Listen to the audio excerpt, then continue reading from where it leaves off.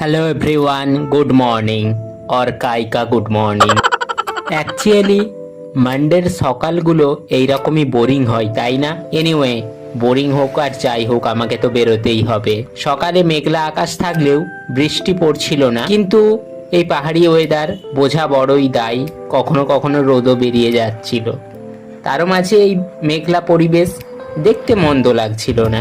ভিউগুলোও দারুণ, ভিডিওটাও দারুণ আসছিল পাহাড়ের। মাঝে যখন একবার বেরিয়েছিলাম, যখন ইন্ডাস্ট্রি থেকে বেরোই ছুটির সময়, তখন একবার রোদ বেরিয়েছিল। আর মার্কান্ডার এই জলস্রোত দেখে বুঝতেই পারছো, একবার প্রচণ্ড বৃষ্টি হয়েছে ওই 12:30-1টার দিক করে।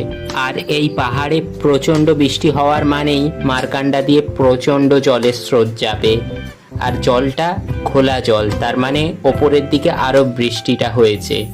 তারই মাঝে এখানে দেখলাম একদল গরু নেমে যাচ্ছে জল খেতে।